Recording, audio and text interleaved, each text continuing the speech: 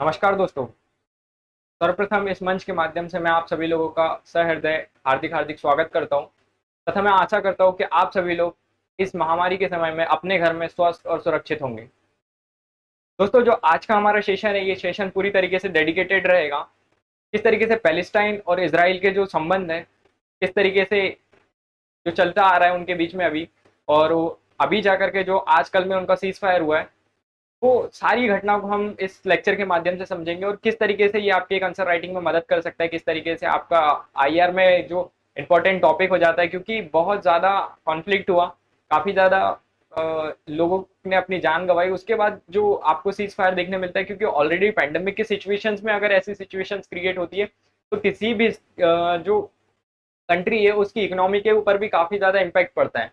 और इसराइल बहुत पूरी तरीके से सक्षम देश है, और नो डाउट कि पैलेस्टीन भी अपने आप में नीचे के स्तर पे भी आ रहा है और डेवलपिंग नेशन में है।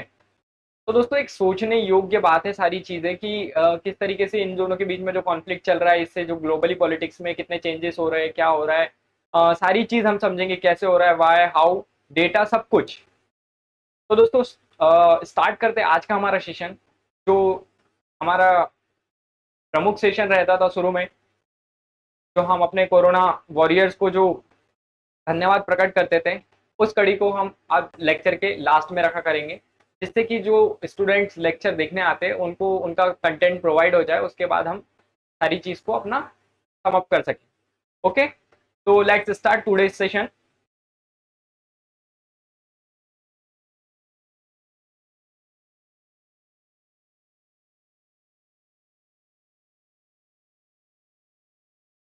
तो आज हम बात करने वाले पैलेस्टाइन इसराइल रिलेशनशिप के ऊपर कि किस तरीके से जो अभी बिगड़ते हुए उनके जो बीच के संबंध थे वो किस तरीके से सुधरे हैं, किस तरीके से क्या हुआ है। इस ये पूरी एक हमारी सीरीज रहेगी, और सीरीज के अंदर मैं आपको बताऊंगा कि हिस्टोरिकल बैकग्राउंड क्या रहा, किस तरीके से जो अभी चीजें हो रही है वो क्यों हो रही है, क्या पूर्वी प्रश्न रहा था, इसके पीछे क्या मेन क्वेश्चन था, क्योंकि ईस्टर्न क्वेश्चन को समझना इसमें बहुत जरूरी हो जाता है। क्योंकि आपको अगर पैलेस्टाइन और इसराइल के संबंध को समझना है तो उसके लिए बहुत ज़्यादा एक महत्वपूर्ण चीज़ है, वो आपको समझना पड़ेगा कि जो पूर्वी प्रश्न है, तो हिस्टोरिकल बैकग्राउंड को अगर किसी ने पढ़ा होगा, अगर बहुत से लोगों ने पढ़ा होगा इस चीज़ को वर्ल्ड हिस्ट्री में, तो उन्होंने पढ़ा होगा कि किस तरीके से इसराइल बना।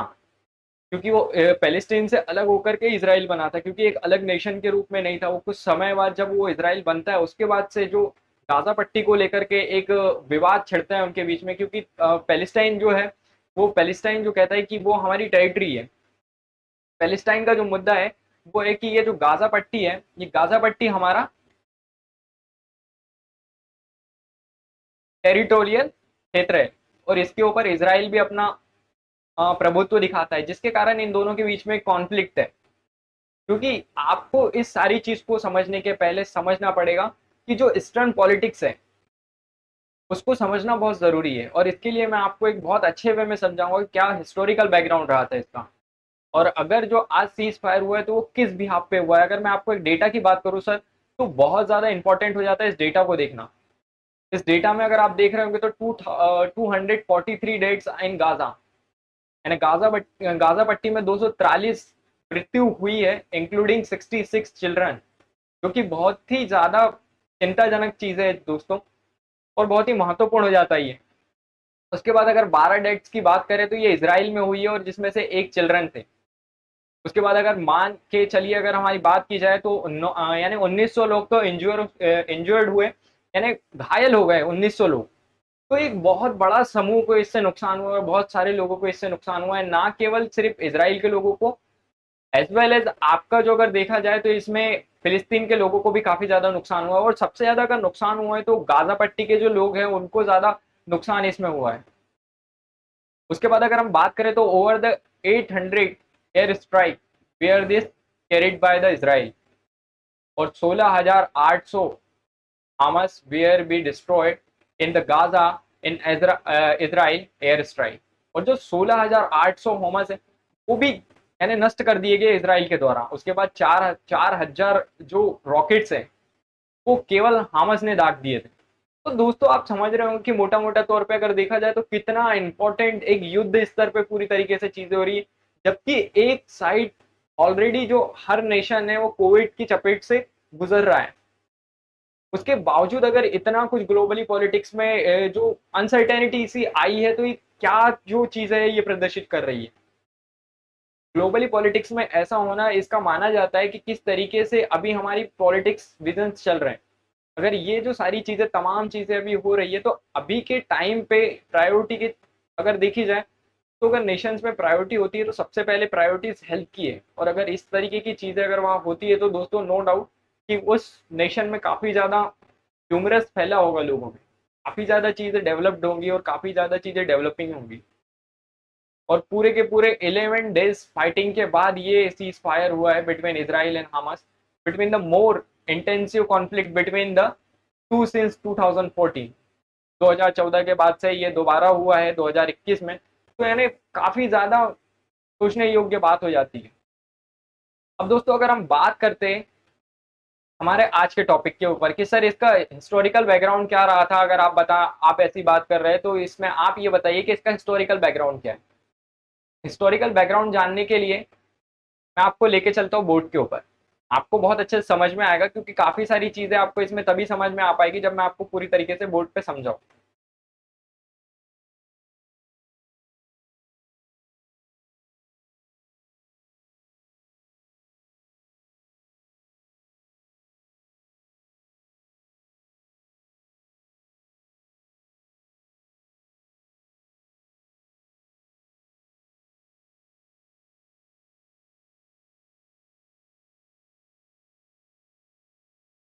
दो मिनट दोस्तों।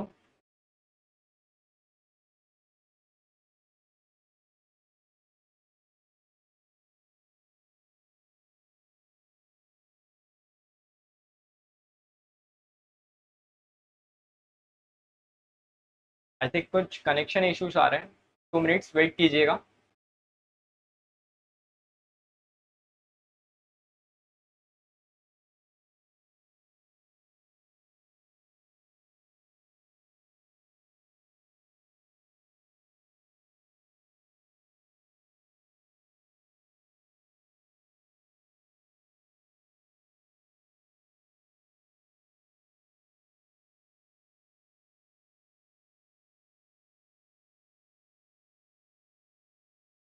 तो हम बात कर रहे थे कि इस तरीके से पैलेस्टाइन ने किस तरीके से जो कॉन्फ्लिक्ट रहा, वो किस तरीके का रहा, क्या बैकग्राउंड रहा, किस तरीके की चीज़ें हुई, ये सारी चीज़ें आज हमें समझना है इस लेक्चर में। तो इस लेक्चर को समझने के पहले आपको समझना पड़ेगा कि क्या क्या चीज़ें रही है और किस तरीके से ये चीज़ों को पूरी तरीके से हो रही है, और क्या इसका इंपॉर्टेंस हो जाता है आज के ग्लोबली पॉलिटिक्स में, इसका इंपॉर्टेंस क्यों महत्वपूर्ण है और क्यों ज़्यादा इतना इतना महत्वपूर्ण दे रहा है, और किस तरीके से इतनी सारी चीज़ें हो रही है। तो इसके लिए पूर्वी प्रश्न को समझना बहुत ज़्यादा ज़रूरी हो जाता है। इस कंटेस्ट में मैं आपको पूरी एक एक वे में समझाऊंगा कि किस तरीके से क्या चीज़ें हुई है, क्योंकि आपके लिए भी उतना ही ज़्यादा महत्वपूर्ण हो जाता है इन सारी चीज़ों को समझना, जितना कि आज उन नेशंस के लिए। अगर दोस्तों मोटे मोटे तौर पे बात की जाए, तो आज इसराइल और पैलेस्टीन संबंध पे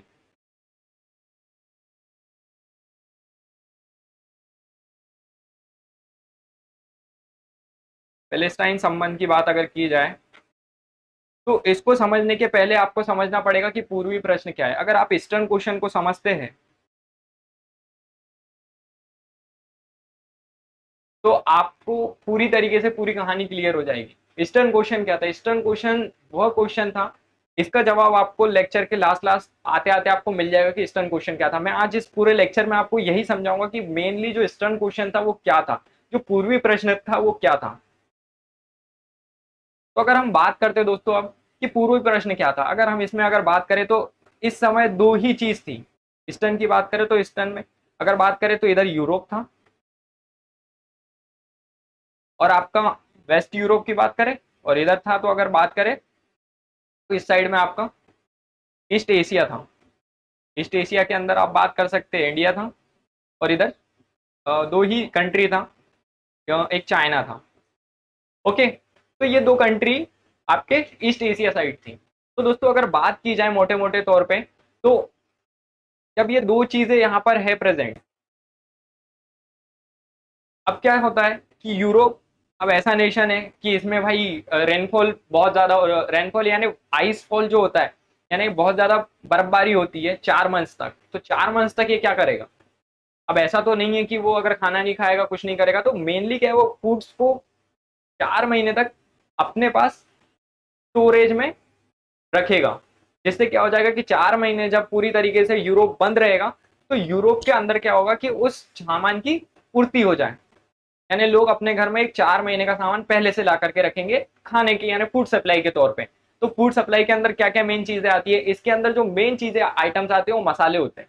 और मसाले कहाँ से आएंगे, मसाले आपके आएंगे भारत से। तो अगर एशिया की बात की जाए तो ईस्ट एशिया में सबसे ज्यादा महत्वपूर्ण चीज है उसके मसाले। और इनके पास जो मसाले थे, इसके कारण ही जो यूरोप है, यूरोप को इसकी जरूरत पड़ती है। और यही से उठता है ईस्टर्न क्वेश्चन। ये बहुत ही महत्वपूर्ण और बहुत ही ज्यादा सोचने योग्य बात है दोस्तों, क्योंकि जो चीज की रिक्वायरमेंट यूरोप को है, वो इंडिया और चाइना, ये मेनली जो मेजर कंट्रीज है, अगर बात की जाए तो इंडिया और चाइना की हम बात करते हैं, मेजर कंट्रीज यानी इन लोगों के पास, ईस्ट एशिया के पास वो चीजें प्रोवाइड है। तो अगर ईस्ट एशिया से अगर किसी चीज को ईस्ट यूरोप तक लेकर, वेस्ट यूरोप तक लेकर के जाना है, तो किस तरीके से लेकर के जाएंगे।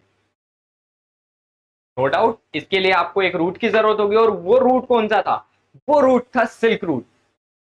सिल्क रूट इसीलिए बहुत ज्यादा इंपॉर्टेंट हो जाता है, अगर इकोनॉमिकल परस्पेक्ट से भी देखें और किसी भी परस्पेक्ट से देखते, तो आप उस, जब रास्ते की अगर परख करते, तो उस रास्ते पे आपको काफी ज्यादा चीजें मिलेगी।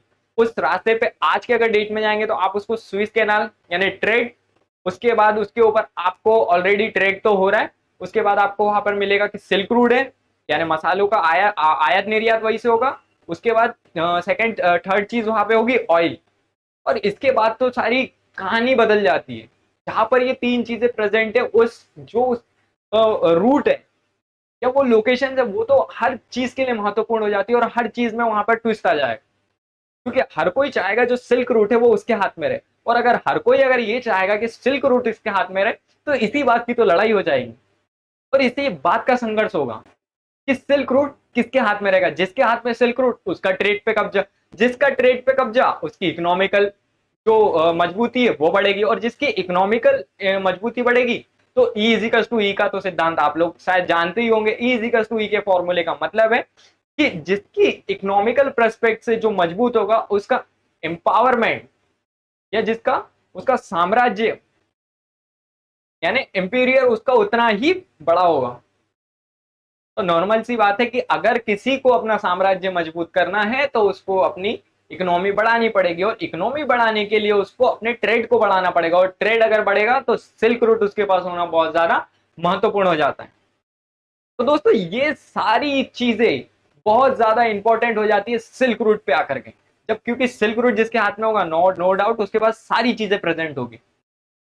अब इसके बाद अगर हम बात करें, तो सिल्क रूट के बाद बात करते हैं कि हमारे पास तीन डिफरेंट डिफरेंट तरीके के रूट्स थे।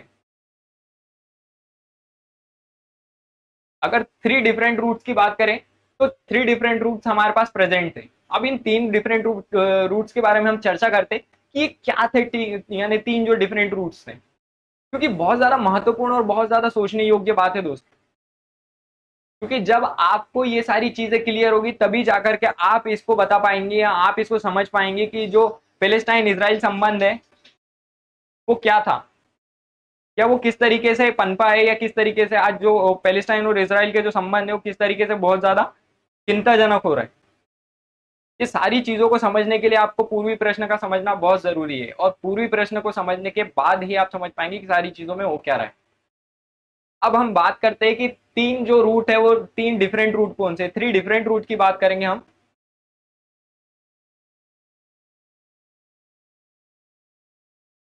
थ्री डिफरेंट रूट की बात करने से पहले मैं आपसे बात करना चाहूंगा कि जो तीन डिफरेंट रूट्स है आपके, वो किस प्रकार से डिफाइंड है।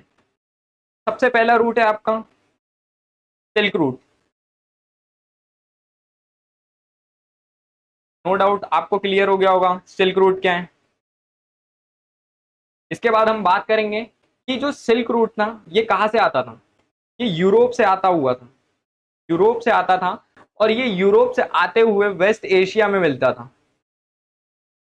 वेस्ट एशिया से आते हुए ये आपका ईरान होते हुए, आपका जो ईरान होते हुए ये आपका सिल्क रूट कहां को जाता था, चाइना को लास्ट में जाता था। तो दोस्तों आप समझ रहे होंगे कि ये सिल्क रूट क्यों इतना इंपॉर्टेंट हो जाता है। यानी अगर यूरोप को अगर कोई चीज की रिक्वायरमेंट है और वो अगर ईस्ट एशिया के पास है, तो उसको यूरोप तक लाने के लिए इन सारे जो तमाम जगह हैं, यानी इन सारी जगहों से होकर के जाना पड़ेगा। और जब ये सारी जगह से होकर के ये सामान जाएगा, तो नो डाउट उसकी इकोनॉमी का जो पावर होगी वो उतनी मजबूत होगी। अब बात करते हैं कि जो थ्री डिफरेंट वेज थे ये क्या था। तो आपका सिल्क रूट ये पहला रास्ता था। इसके बाद जो सेकेंड आपका रूट था, ये आपका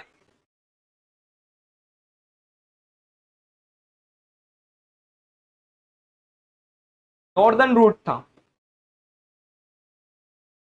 और जो ये रूट था, ये आज का जो प्रेजेंट में अगर बात करें तो ये वेस्ट एशिया से लेकर के प्रेजेंट के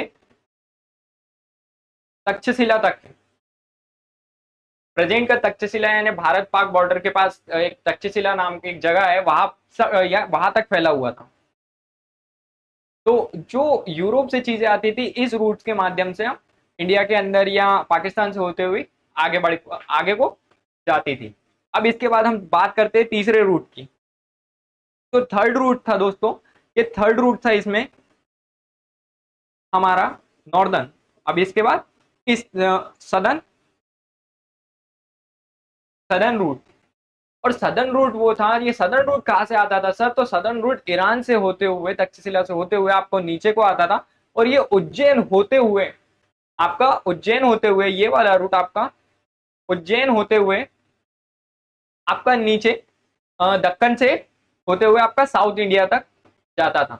यानी जो माल की सप्लाई है वो किस तरीके से हो रही है, यानी यूरोप से अगर कोई माल को अगर साउथ इंडिया में लेकर के आना है तो उसको कितने कितने रूट्स को फॉलो करना पड़ेगा, कितने उसके बीच में चीजें पड़ेगी। तो उसको ईस्ट वेस्ट एशिया, इसके बाद उसको ईरान, उसके बाद आपको नॉर्दर्न रूट का भी, और उसके बाद सदर्न रूट से होते हुए आपको आगे बढ़ना है।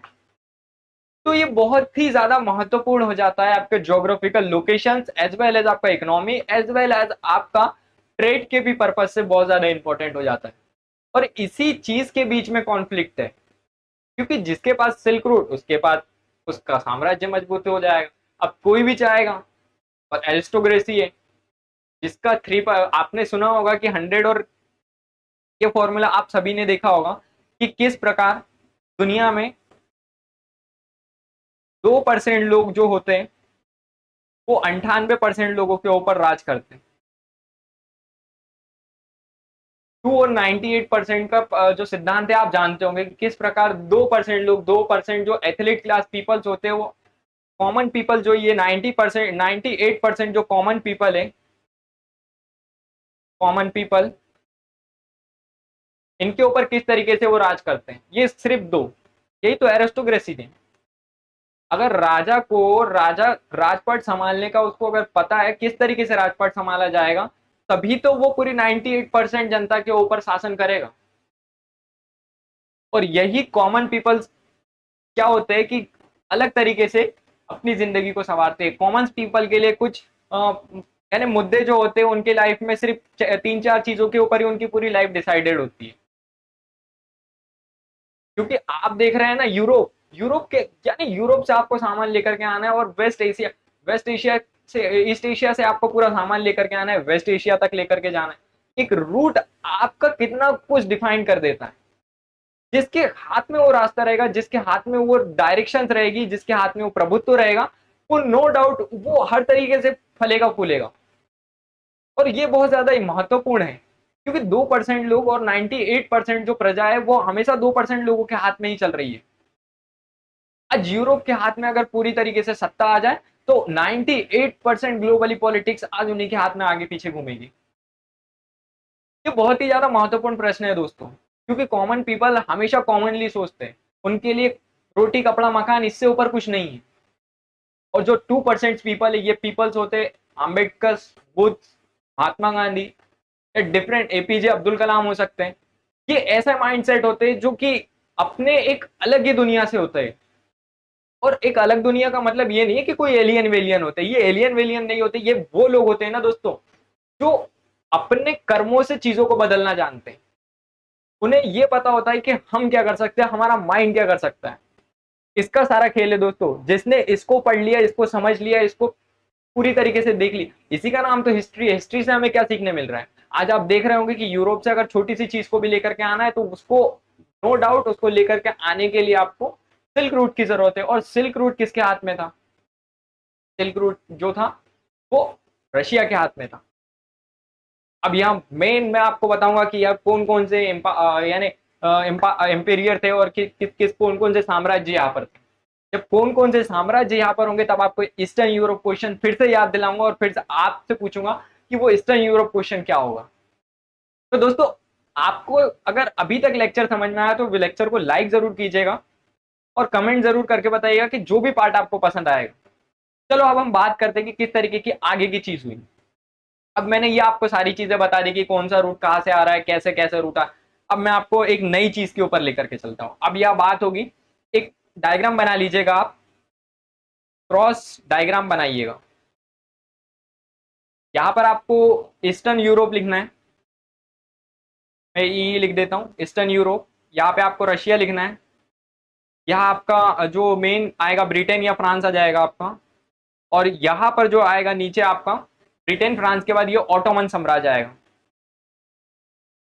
ओके, तो ये ऑटोमन साम्राज्य यहाँ पर आएगा। अब देखिए, अब आप समझ रहे होंगे कि पिक्चर अभी यहाँ से स्टार्ट होती है। अब पिक्चर के अंदर चार लोग आ गए। ये मैं आपको थोड़ा छोटा कर दूं जिससे आपको समझ में आए। हाँ, तो अब देखो, अब पूरी पिक्चर क्लियर है। अब चार लोग प्रेजेंट हो गए। यानी मैंने आपको शुरू में बताया था कि किस तरीके से लोग बढ़ते जाएंगे। और आप देख रहे होंगे किस तरीके से एक बहुत मजेदार चीज हो रही है, आपको समझ में आ रहा हो। एक ईस्टर्न यूरोप, यहाँ पर मेन कंट्री यूरोप शामिल है, रशिया शामिल है, अरे भाई ब्रिटेन भी शामिल है, और उसके बाद तो ऑटोमन साम्राज्य यानी पूरा का पूरा इस्लामिक स्टेट भी शामिल है।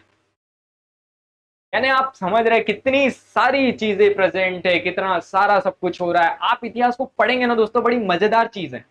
आपको इतिहास पढ़ने में रुचि आ जाएगी, एक मजा आ जाएगा। फूड फॉर थॉट के रूप में आपको लेना है। जब भी आप कभी भी हिस्ट्री को पढ़े तो हिस्ट्री को हमेशा जो कहा जाता है ना, वो हर सब्जेक्ट की जननी कहा जाता है, हर विषय की जननी होती है हिस्ट्री। अगर आप हिस्ट्री समझते हैं ना, आप हर सब्जेक्ट को पकड़ आपके हाथ में।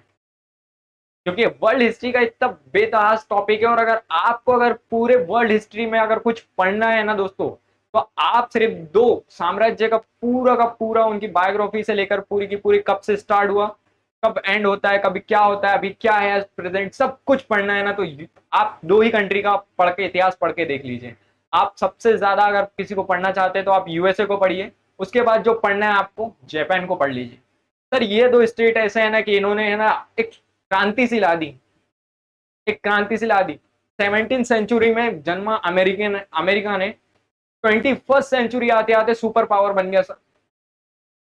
Only 13 Islamic, sorry, slums area से स्टार्ट किया था अमेरिका ने। ओनली 13 स्लम एरिया से स्टार्ट किया था अपने नेशन को। और कैसे वो जाकर के नेशन बन गए, कैसे वो कंट्रीज बन गए, कंट्री से आज वो पावर यानी वो इकोनॉमिकल पावर बने, फिर उसके बाद वो यानी धीरे धीरे धीरे धीरे वो सुपर पावर बन गए sir. 21st century, only 4th century का जो उन्होंने टाइम पीरियड है, इस टाइम पीरियड को 4th सेंचुरी में अपने आप को सुपर पावर बनाने, यानी आप अमेरिका से बहुत कुछ सीख सकते हैं दोस्तों। और अमेरिका वो स्टेट है ना दोस्तों, क्या हर किसी को नीचे गिरा दे। आज उसके अंदर इतनी विल पावर है, इतना पावर है उसके अंदर, not only the economical prospect, बल्कि उसके पास हर क्षेत्र में उसके पास एक प्रभुत्व है। ग्लोबली पॉलिटिक्स को देख लीजिए आप, इकोनॉमिकल देख लीजिए, उसके बाद ट्रेड में देख लीजिए, ट्रेड को छोड़िए तो आप डिफेंस में देख लीजिए, डिफेंस को छोड़िएगा आप साइंस टेक में देख लीजिए, आप जियोग्राफी में देख लीजिए, आप हर चीज में देख लीजिए। जिसका मैंने बोला इकोनॉमी मजबूत है, जिसका ट्रेड पे कब्जा है उसका इकोनॉमी पे कब्जा, और जिसका इकोनॉमी पे कब्जा उसका साम्राज्य मजबूत होगा। बड़ा ही महत्वपूर्ण क्वेश्चन है दोस्तों ये eastern Europe question. I think मैं आपको समझा पा रहा हूं कि क्या है। अब हम बात करते हैं कि किस तरीके से सारी चीजें होती है। अब यहाँ पर क्या होता है कि एक जो रशिया है, अब रशिया के पास टू रूट्स हैं।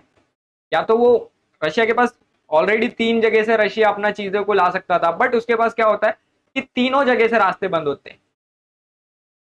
एक तो आपका उसका नॉर्दर्न पार्ट से, उसके बाद सदर्न पार्ट से, तो सॉरी सदर्न पार्ट से भी बंद बंद होता है। अगर हम बात करें तो वो सदर्न पार्ट से भी नहीं आ सकता, नॉर्दर्न पार्ट से भी नहीं आ सकता, यानी ये दो रास्ते तो उसके लिए इसके बंद है रशिया के। और इसकी अगर बात करें तो ईस्टर्न पार्ट भी बंद है। तो अब रशिया अपना ट्रेड कहां से करेगा? तो रशिया अपना ट्रेड दो जगह से करता है सर, ये बाल्टिक सी और सेकंड है आपका ब्लैक सी। ये दो ही क्षेत्रों से वो अपना व्यापार करता है। और सर देखिएगा, दो क्षेत्रों से अपना व्यापार करता है, इसके बाद अगर ब्लैक सी पे अगर किसी का कब्जा हो जाता है मान के चलिए, तो रशिया तो पूरी तरीके से तहा तहा हो जाएगा। या फिर बाल्टिक जो सी है उसके ऊपर अगर किसी का कब्जा हो जाता है कोई उसके बीच में, तो सर नो डाउट वो उसको हटाना चाहेगा। अब वो क्या होता है कि बाल्टिक सी के ऊपर जब कब्जा होता है तो इसके बाद बहुत ज्यादा अनसर्टेनिटी आ जाती है, क्योंकि भाई यूरोप में आपको यूरोप तक अगर ट्रेड करना है तो यूरोप के लिए तो बहुत ज्यादा इंपॉर्टेंट हो जाता है। और अगर ब्रिटेन, क्या से दूर से बैठा हुआ ब्रिटेन नजर रखा हुआ है रशिया पे, क्योंकि रशिया उस समय यूएसएसआर जो था एक पावर था सर, ऐसी मजबूत प्रभुत्व वाली पावर थी ना सर, जिसके हाथ में सब कुछ था उस समय, सब कुछ था। जैसे आज का यूएस वैसे तब का यूएसएसआर। तो सब कुछ होने के बावजूद इसमें क्या होता है, अब अगर मान के चलिए मैं आपको एक चीज बताता हूँ, गौर कीजिएगा दोस्तों, बहुत ही महत्वपूर्ण चीज है, आपको बहुत अच्छे तरीके से समझना है। अगर मान के चलिए जो यूरोप है वो अगर रशिया की तरफ झुकाव लेता है, अगर वो रशिया की तरफ जाता है, तो इस कंडीशन में क्या हो जाएगा, इस कंडीशन में क्या हो जाएगा कि ब्रिटेन परेशान हो जाएगा, ब्रिटेन और फ्रांस परेशान हो जाएंगे। क्यों? क्योंकि उनको लगेगा कि भाई अगर ये अगर ये यूरोप रशिया की तरफ झुकता है तो इससे बड़ा ही ज्यादा चिंताजनक और ट्रेड के ऊपर काफी ज्यादा, और ये क्या हो जाएगा, ब्रिटिश जो एम्पायर होगा या ब्रिटेन और फ्रांस होगा वो क्या सोचेंगे कि ये धीरे धीरे करके इंडिया के साइड या चाइना के साइड भी आने लगेंगे।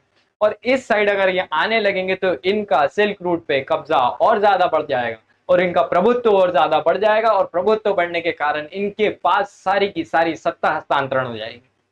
अब देख रहे हैं दोस्तों कितना सोचने योग्य चीज है। हम यहाँ किसी, अगर हमारे घर में अगर कोई 10 रुपए की चीज भी घूमती है या हम 10 रुपए कहीं इन्वेस्ट भी करते हैं तो हम इतना सोचते हैं, परंतु ये कितनी सारी चीजें सोच रहे हैं, कितना कुछ सोच रहे हैं, कितनी कुछ हिस्ट्री डिफाइन कर रही है कि आपको अपना मैनेजमेंट क्या करना है, आपकी सोच कितनी दूरदर्शिता होनी चाहिए, अगर ये होता है तो क्या हो जाएगा।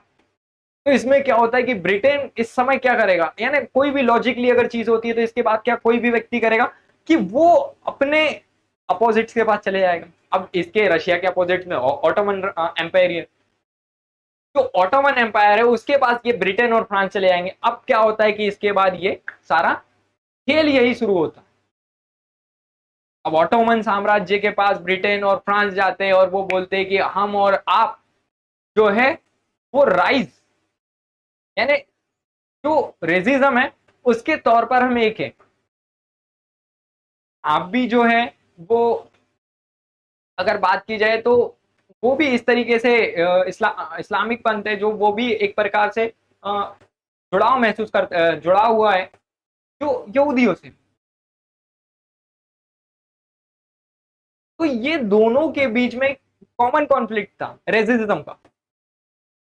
उसके बाद दोस्तों जो मेन होता है ये 16 सेंचुरी में होता है। सोच रहे हैं आप 16 सेंचुरी में, ये पूरी घटना जो हो रही है आपके 16 सेंचुरी में हो रही है। अब इसके बाद क्या होता है, यूरोप के साथ अगर जाएगा तो सीधी सी बात है कि जगह पे तो कब्जा हो जाएगा, और जगह पे कब्जा जिसका सिल्क रूट पे कब्जा उसका ट्रेड पे कब्जा, ट्रेड पे कब्जा तो इकोनॉमी पे कब्जा, और इकोनॉमी पे कब्जा दोस्तों तो आप तो समझ लीजिए कि उसकी पूरी तरीके से जो एम्पायर एम्पीरियर है वो एकदम वेल डिफाइंड है, वो बहुत शानदार है। तो मुझे लगता है कि आपको एक ईस्टर्न क्वेश्चन क्लियर हो गया होगा। तो दोस्तों यही था हमारा eastern question. Mainly eastern question क्या था कि जिसका रूट, तो सिल्क रूट पे जिसका कब्जा, यही है ईस्टर्न क्वेश्चन।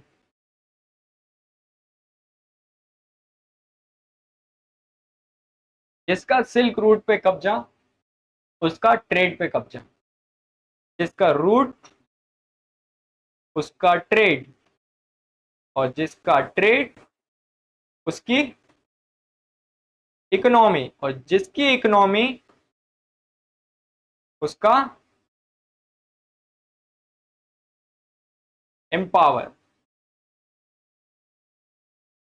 यानी आप समझ रहे होंगे, गाड़ी यहां से चल रही है, रूट से चलती हुई गाड़ी एम्पावरमेंट के ऊपर आ जाती है, इंपीरियर के ऊपर आ जाती है, सॉरी। तो दोस्तों ये सारी चीजें मुझे लगता है आज के लिए काफी रहेंगी। अगले लेक्चर में आपको मैं बताऊंगा कि इसके बाद क्या होता है, किस तरीके से इसके बीच में, अब जैसे 4 लोग आ चुके हैं इसमें, आपका रशिया है, आपका ऑटोमन साम्राज्य है, इसके बाद आपका फ्रांस और ब्रिटेन, कितने हो गए, ये 4 लोग हो गए, फ्रांस और ब्रिटेन है। उसके बाद जो पांचवा आपका है, इसके बाद जो पांचवा जो इसमें एंट्री है वो है आपकी, सॉरी, आपको जो यूरोप की। अब इसके बाद 2 लोग और आएंगे, अब इसके बाद 2 लोगों की नई एंट्री होगी, वो आपको समझना है तो आपको नेक्स्ट लेक्चर में जरूर आना पड़ेगा। अब 2 लोग उसमें कौन नए आएंगे, ये एक सोचने योग्य बात है कि कौन सा नए लोग आ जाएंगे अब इसके अंदर। अब ये आपको मैं नेक्स्ट लेक्चर में बताऊंगा, क्योंकि दोस्तों एक मैं आपको पूरी कहानी बताना चाह रहा हूं कि आपको लॉन्ग विजन तक याद रहे। आप जब किसको बताए, अगर आपसे जब भी कभी ये पूछा जाए, तो नॉट ओनली योर नॉलेज, आपको लॉन्ग टाइम तक आपकी नॉलेज कंज्यूमिंग होनी चाहिए। तो दोस्तों आज का लेसन हम यही रखते हैं, और मैं सभी लोगों को धन्यवाद प्रकट करता हूं, तथा मैं आशा करता हूं कि आप सभी लोग अपने घर में पूर्ण रूप से स्वस्थ होंगे, तंदुरुस्त होंगे, और मैं ऐसी उम्मीदें करता हूं कि आप सभी लोग एक दूसरे का सहयोग करते रहें। और मैं सर्वप्रथम इस मंच के माध्यम से आप लोगों को ये जरूर बताने की कोशिश करूंगा कि आज सिचुएशन बहुत चिंताजनक है दोस्तों, तो हमारी तैयारी भी युद्ध स्तर की होनी चाहिए। जब आज प्रॉब्लम बड़ी है ना, तो सॉल्यूशन भी बड़े ही होने चाहिए, और बड़े सॉल्यूशंस के लिए सर्वप्रथम हमें ये जरूर देखना पड़ेगा कि किस तरीके से हमें ये चीज़ों को लेना है। महामारी बड़ी है तो नो डाउट इसके जो परिणाम होंगे वो भी बड़े होंगे।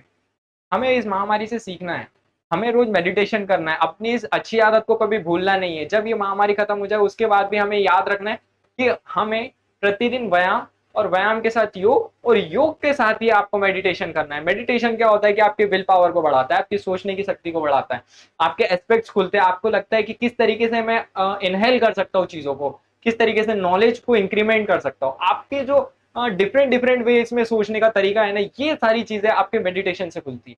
और मेडिटेशन इज अ की ऑफ योर लाइफ। अगर आप मेडिटेशन करते हैं तो नो डाउट आप एक चैतन्य, आपके अंदर जो मेन आपका सबकॉन्शियस माइंड है वो रिएक्ट करना स्टार्ट कर देगा, और वो जितना ज्यादा अच्छे तरीके से रिएक्ट करेगा, आप नो डाउट उतने ही अच्छे तरीके से सोच पाएंगे।